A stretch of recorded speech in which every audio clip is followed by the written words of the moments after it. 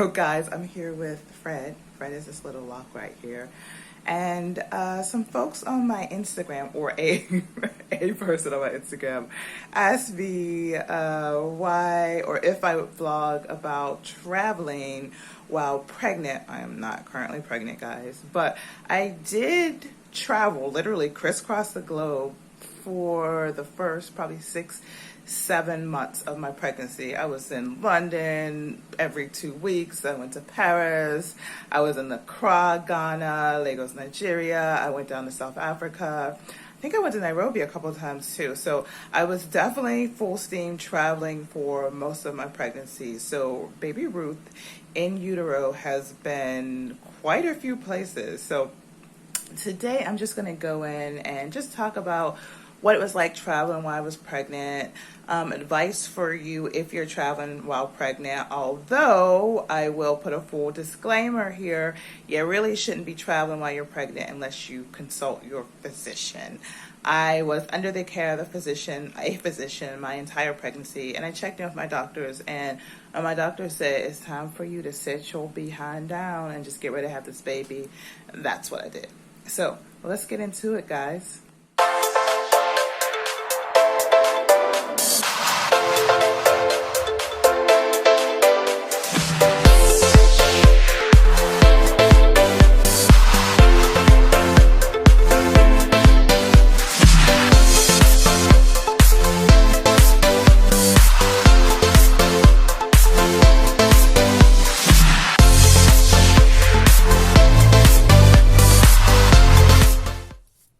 Hey y'all, hey, this is Jackie O, the OG, original Black digital nomad and globetrotting mama. Now, if this is your first time to my channel, hey girl, hey boy, hey, welcome. I have been crisscrossing the globe for the last 25 years. Well, actually, more than 25 years, guys, but I'm going to try to make myself seem a little young. And you don't get to call yourself an OG for nothing, y'all. You got to have a couple decades in this travel game, and I definitely have that. I have been a digital nomad. I've been a serial expat. I've been doing all of it. And I currently slow travel full-time with my toddler daughter, Ruth. She just turned 2 years old, and my whole channel is devoted to inspiring, uplifting, motivating, teaching, and educating Black women on how to either move abroad and or travel full time. So today I was asked to chat a little bit about what it's like being pregnant and traveling the world. So that's what we're going to talk about. Stay tuned, guys. Now, first and foremost, I love being pregnant. Well, I loved pretty much the first 2 trimesters. And the 3rd trimester, man, that's when I started to get like, all right, this thing needs to come out of me. And that thing was baby Ruth. And boy, did she come out like a cannon. Had her within 15 minutes of getting to the hospital. So Ruth, when she wants something, she makes it happen. So that's my little Leo. But for me, just because at the time that I was pregnant with Ruth, I was living in West Africa. I was living in Lagos, Nigeria. For those of you who don't know, I am half Nigerian. So I was living and working there and traveling extensively throughout the continent of Africa, in addition going to Europe a lot for work. So, and I kept my pregnancy to myself for a good bit. One, because I do believe in not telling people you're pregnant till after your first trimester. And then 2, guys, it was just like, well, nobody was noticing that I was wearing bigger and bigger clothes. Now, I was wearing kaftans and boo-boos and a lot of traditional clothes because I'm a big fan of Ankara and really dressing in more traditional, particularly Yoruba attire, and I'll show you guys some pictures of that. But nobody was noticing. I stopped hosting Wine Wednesday. Like, people just wasn't noticing. So I was like, well, let me just see how long I can do this. But I was getting a little bit of morning sickness, nothing like intense, like the horror stories that you hear lots of women tell you. And that's why I say, for people who are newly pregnant, don't believe all the horrible stories you hear, because everybody does not have a horrible pregnancy. Everybody's not miserable their whole pregnancy. Again, I was crisscrossing the globe for at least my first and second trimester. And for those of you guys who don't know, trimester is 3. So pregnancies is 9 months. First 3 months is your first trimester. Second 3 months is your second trimester. Third 3 months is your third trimester. You guys got that? And I was just hopping on flights, and if you guys have never traveled, particularly in West Africa and particularly in Lagos, Nigeria before, and been to that airport, it can be quite intense. 1, it's hella hot. 2, customer service is something, let's just say that folks got to work on. So it can be extremely stressful going in and out of that airport 2 and 3 times a week. In addition to that, guys, sadly, corruption is real, and folks who work at the airport don't make a lot of money, so you're constantly getting, auntie, what you bring for me? And what you bring for me means, are you going to give me some money? Are you going to bring me back something from whatever country you went to? So that could get quite annoying. And when you were at the domestic airport, guys, that can also be hella stressful, because your flight could be scheduled at 9 a.m. and maybe at 3 p.m. your flight might finally leave. So imagine doing that at like 4 and 5 and 6 months pregnant. Like, that could be, not that cute. But once I would get to whatever country, London town, big fan of London town. Obviously, I'm Nigerian. That's our suburb. So, going like to Paris and doing shopping for Ruth, because once I found out I was having a girl,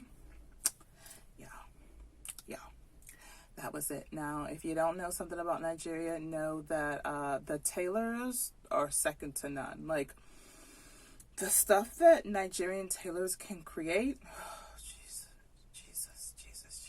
Like, they just create works of art. Their hands are touched by God, some spiritual being, but their minds is touched by Yoruba demons. I'm just going to keep it hella real with you guys. So I'm just going to let y'all know, if you ever go to Nigeria, you want to get some clothes made, just make sure that, let's say they say the clothes are going to be ready in 2 weeks. You just make sure you call them every day. But then again, it still don't matter, because after 2 weeks, you're going to get there and they're going to say, Ma, I need whatever problem, blah, blah, blah, blah, because that's all they talk, blah, blah, blah, blah, blah. And they're going to need another 2 weeks. So, love the products of Nigerian tailors. Can't really stand Nigerian tailors. If you guys knew how many tailors I fired, and like wonderful, like they produce wonderful, most of them. Like some people, it's just like, I don't know why you thought you was a tailor, but usually if you get recommended by like somebody in your family or a friend of a tailor who was amazing for them, maybe your couple first 2-3 pieces will be amazing and might even be on time. But then after you get after that, guys,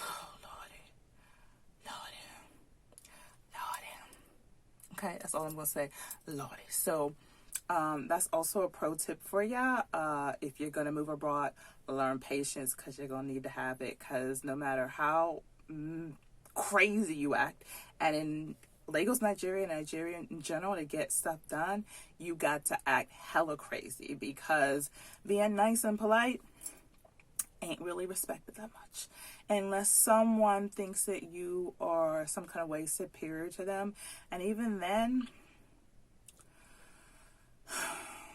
you might not get anything done, guys. Like, you just might, unless you know somebody who can help twist some arm. You gotta act a fool. And acting a fool when you starting to gain weight, when you're not feeling that well every day, and also when you are pregnant, because of all those things.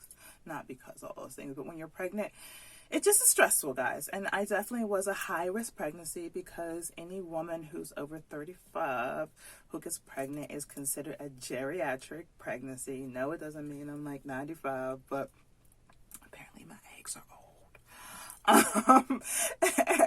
And so that catapults you into the high risk category. So life in Nigeria is stressful. Like, to get any place, you have to be in a car. I didn't drive myself in Nigeria because it's a whole different type of traffic. Y'all ain't ready. I don't care if you say you live in LA, you live in New York. Unless you've been somewhere in a major city in India or maybe in China, where there's actually true mega cities. I'm talking about cities with, even Mexico City. Mexico City is a mega city, but the traffic is nothing compared to the traffic in Lagos, Nigeria. Just imagine every day my commute to my office could be 15 minutes or it could be 2.5 hours. The longest commute home was about 4.5 hours. Same distance, guys. I didn't change houses.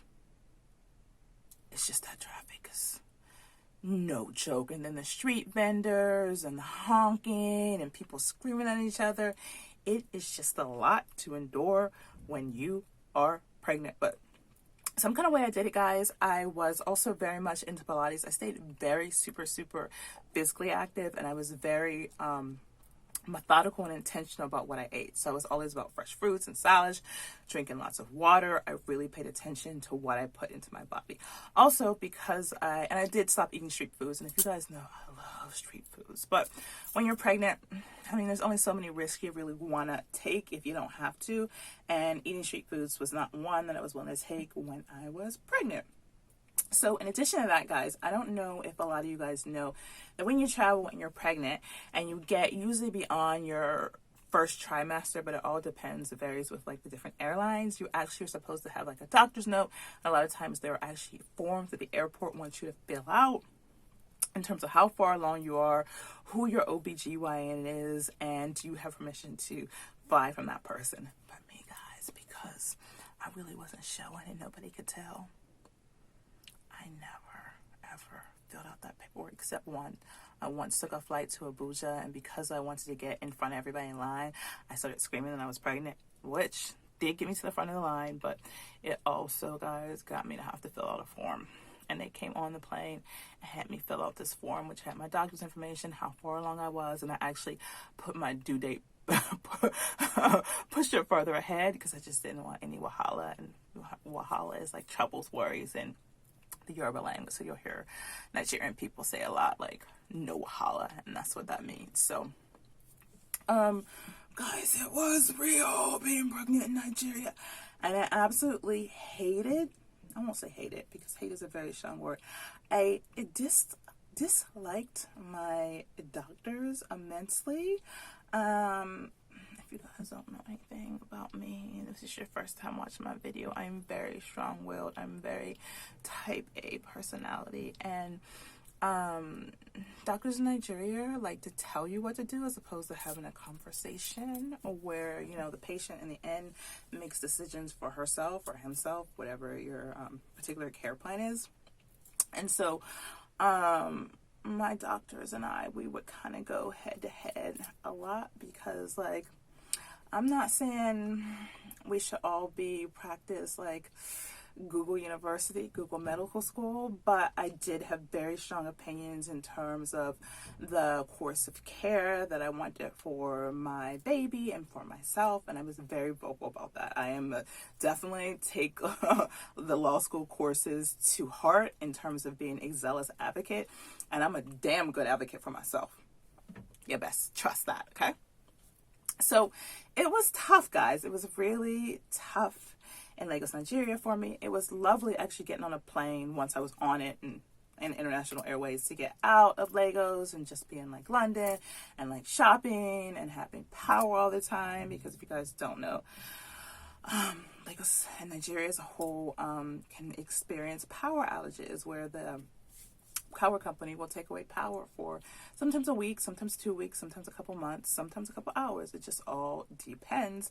And if you have chosen your housing well, which I did, you will have generators. So I did have a generator, but that generator sound, like if you ever watch some of the Nollywood movies and you hear that buzz, buzz, buzz noise in the back, now they've gotten a lot better about removing that sound and not having it. But some of the earlier Nollywood movies, you would always hear it. And that's what that sound is. It's like the generator. You gotta have power. Power's always gone. Okay, so That was my life. I did get sick once. I got food poisoning. I had actually an office girl have salmon delivered to me. Why I ordered salmon, I don't know. A salmon sandwich, and it didn't even taste right. And of course, within hours, I was just puking and throwing up. And then I'm like screaming at her. I'm thinking, oh, excuse me, guys. I'm thinking she could have killed my baby, and like she could care less. Like she was like, "Oh, sorry, Ma, sorry." So, yeah, my pregnancy was definitely not without its ups and downs. But like I said, I actually really enjoyed being pregnant, even with the fatigue, even with not feeling well sometimes, even with all of that. I still very much enjoy being pregnant. Was happy about being pregnant and couldn't wait for baby Ruth to get there. So the reason why I decided to have Ruth in the U.S. is not because of the health statistics for black women in the U.S., because let's face it, guys, they're horrible. But the maternal mortality and morbidity rate in Nigeria is not that great either. And also I wanted to have a support system, and I knew I have like some just amazing friends, and I knew I also wanted a doula to be in my birthing room with me. And doulas, midwives are, yes, they are traditional and lots of people, but mostly that's women in the villages, right? Doulas is how we think of like doulas, and midwives aren't necessarily in the mainstream hospitals. Like isn't something that has really caught on quite yet. And doctors really weren't like, oh, yay, let's do that. So I said, you know what? I'm going to come back. It may cost me my life because, again, guys, life in America for black women.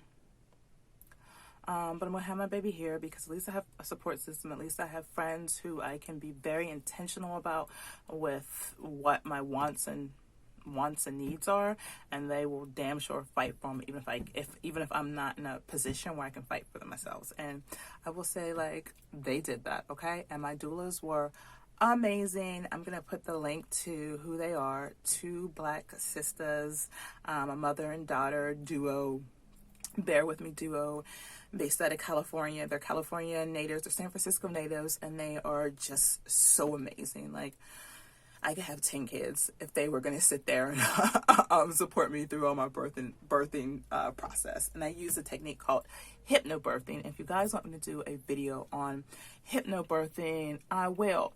So I was going back and forth. I was doing Zoom calls with my doulas, but I was also flying into San Francisco, which is where I gave birth to Ruth, and flying back to Lagos, Nigeria, because sometimes I would actually meet with my doctor, who was in San Francisco, who was amazing, who was my doctor for the period that I lived in San Francisco as well. So guys, when I say I was jet setting, your girl was breaking up miles. Now, if you know me, you know how I travel.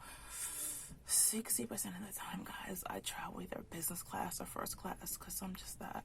I travel too much to be like cooped up in the economy. Even now, like Ruth's first flight when she was 10 days old, seat 1A, 1B, because I got her a seat too. I pretty much always get Ruth a seat if we're going to do a long flight because, yeah, guys, God bless you guys who can sit in the economy for them 8 hour, 10 hour, 15 hour flights. I can't do it. I just can't. And I was really just enjoying it. I mean, again, pregnancy really wasn't getting me down. I did stop wearing like heels. I was wearing more flats and more supportive shoes. I still to this day wear clogs because I love them. And maybe I'll do a video of styling clogs, because don't sleep on clogs. If you're a mama, don't sleep on them. They gets the job done, okay? And so at some point, my doctors and even like some of my senior leadership who I work with were like, yeah, Jackie, you can keep traveling, but like it really is physically taking its toll on you. And it definitely was. With all I was doing, which was resting, blah blah blah, I could not keep up the pace of my pre-pregnancy life, where I would easily be on a plane 3-4 times a week, sometimes just on a day trip into like Accra, which you guys don't know, I love Accra, Ghana.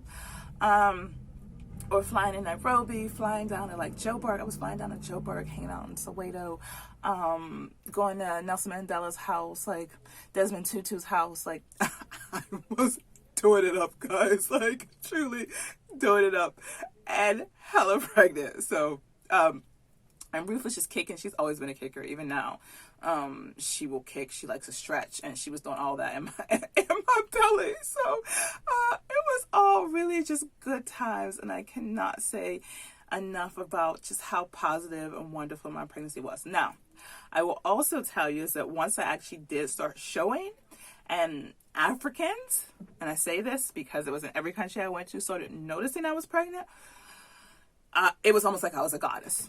And I say that in the sense of I would come in through immigration in Nigeria, and like they would call me to the front, push everyone aside, and like let me go first. There wasn't anywhere I go where a male wouldn't see me, or even an old lady. But most of the time, African men still believe in chivalry, and they will get up for a woman. But like a pregnant woman, it's like, Mom, what do you need? Like trying to bring me water, trying to make sure I was okay. So I will say that's the beautiful thing about being pregnant in Africa, is that you are treated very well. I won't say all women, because some women aren't treated well, guys, but I was treated very, very well. I was treated like a queen.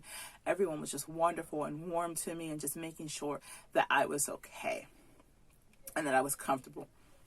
Child, that changed as soon as I got to the good old United States of America, because I remember riding on BART.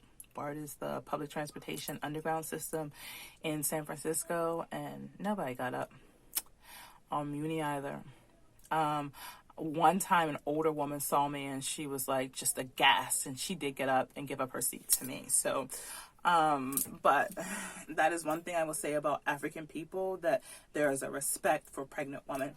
And I remember when I was leaving Ghana, one of my last trips to Ghana before I came back to the United States to give birth to Ruth, I got this traditional Ghanaian send-off, and it was just a lot of blessings and wishing me well and saying, welcome back. And the reason why the woman explained to me is she was saying welcome back or see you again soon to me, was because she was saying pregnancy is a journey that many women don't return from. So what I'm saying to you is, in advance, almost like wishing me good luck, is like, I'll see you again, welcome, come back soon.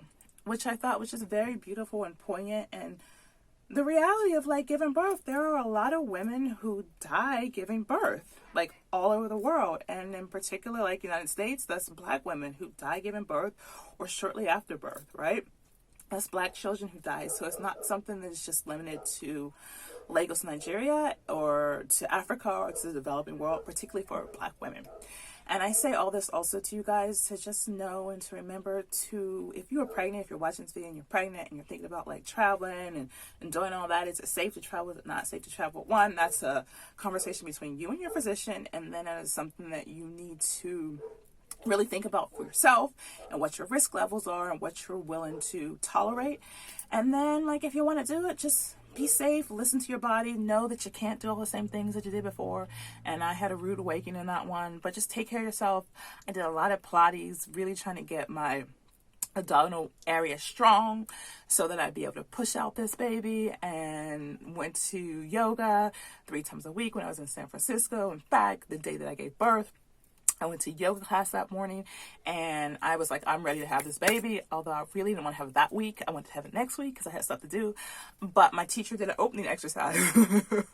And you know what? A couple hours later, we got little Ruth. So be careful what you wish for, guys.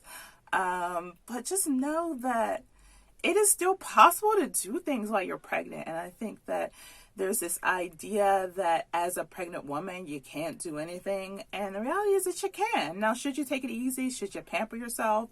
Should you nest and do all those things? Because I did that hardcore in terms of everything that I wanted for Ruth, I got. Like, if there was a tool, if there was a gadget, I had 4 baby showers on 2 different coasts and 4 different states. So I really and truly celebrated baby Ruth, and I enjoyed my pregnancy.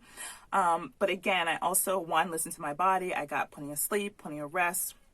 drank, and most importantly, I had an active conversation with my physician here in San Francisco, and even talked to my physicians in Nigeria as well, although I told you guys it was a little bit more contentious. But I just truly enjoyed being pregnant. I truly enjoyed traveling around the world with this baby growing in my body, and it was just amazing just to see how people celebrated and embraced me bringing life into this world, people outside of America and people in my inner circle in America. But for the most part, I say this again and again, most countries in the world, with the exception of like Western countries, are very pro-baby or pro-family or pro-women, in the sense of they like respect life. They are very child-friendly in their policies and their attitudes and their respect for pregnant women, of giving up seats and making sure that you're taken care of and you're comfortable, which isn't something that I necessarily experience on a day-to-day basis in America outside of my close circle of friends. But as I was traveling through the continent of Africa, like I said, I went east, west, south, and even up to, like I said, London town and Paris. I was supposed to go to Paris a second time, but physicians were like, yeah, now it's time for you just to come to America and get ready to have this baby. So that's what I did. So I hope this was informational, you guys. I just figured, let me just do just a video where I tell you guys a little bit more about myself. And as I said, someone on Instagram said, have you ever posted about being pregnant and traveling the world? And I was like, besides like a couple pictures, not really. So let me just do that. As you guys know, I am a proud mama. I love traveling with my daughter. I love saying that she's been traveling all over the world since she was in utero, because she has. And this lifestyle that we live, it's not for everyone, but if it's something you're open to, just go for it. Like, you don't have to do it forever. If you just want to do it for 2-3 years, I love traveling. I've loved traveling since I was itty bitty, and I've never gotten tired of it, and I don't think I ever will. So as long as Ruth is game, we're just going to continue exploring and just checking out the amazing people, cultures, places, foods, all of that in this gorgeous planet that we call home. All right, guys, if you enjoyed this video, do not forget to like and subscribe, because it helps me out. And don't forget that you are magical and your life should be too. So what are you doing to make it that way? Take care. Bye-bye. Hey, black girl, hey, you good? Because I'm fabulous. I'm a digital nomad, and my lifestyle allows my daughter and I to experience new places, culture, foods, and people. Living abroad and or traveling full-time is amazing. It is freedom. I can work from anywhere. I want more black women to experience the same sort of freedom. I help black women manifest their dreams of a life abroad or a full-time travel. Are you ready for a life beyond your wildest dreams?